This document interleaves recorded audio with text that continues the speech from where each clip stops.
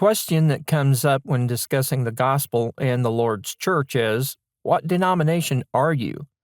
When I respond that the Lord's church isn't a denomination, that often creates some confusion.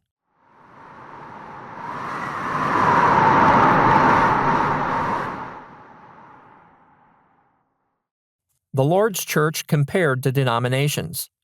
The Protestant denominations can be traced to a specific theologian or group and represents their opposition to teachings they disagreed with.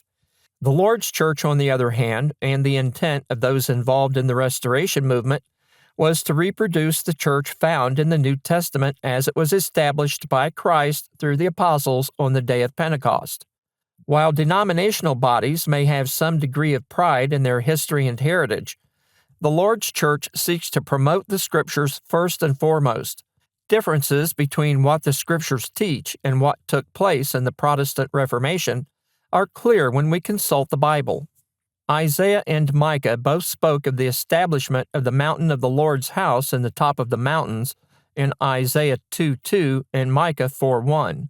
The establishment of this new kingdom would begin in Jerusalem in Isaiah 2:3 and be characterized by a new law in Jeremiah 31:31 through 33.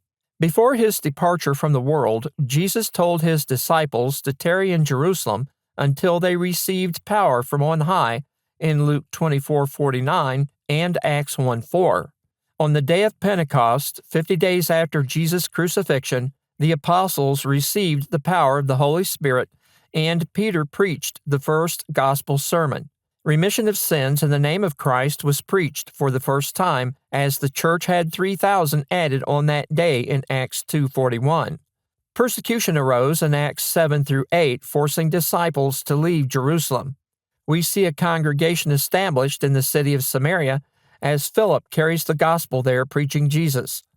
Acts 13 through 28 detail the growth of the church and the preaching in the Gentile world, primarily by the Apostle Paul. Reading the book of Acts and epistles, we see that each of these congregations functioned independently, as they all taught the same message and practiced the same things. The Scriptures state that Christ is the head of the church in Colossians 1:18. The church teaches and follows the word that was revealed in the first century, as we find warnings throughout the New Testament not to deviate from the doctrine that was delivered in Jude 3 and other passages. Local congregations were to be organized with elders or bishops who are charged with overseeing the flock spiritually. Other roles defined in the New Testament include preachers or evangelists, teachers, deacons, and members in Ephesians 4:11, Hebrews 13:7, and 1 Peter 5:1 through 3. The doctrine and teaching was to follow the same pattern everywhere, as Paul states that there is one faith in Ephesians 4:4 through 5.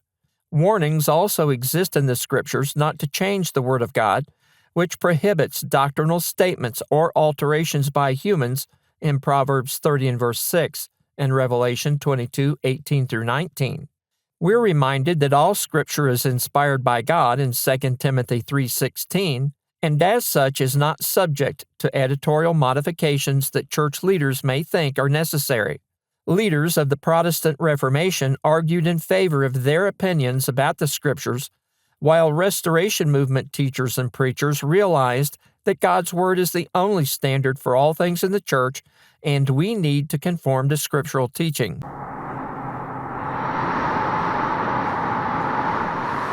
Letters with this conclusion were then sent to Antioch in Acts 15:23 through 31.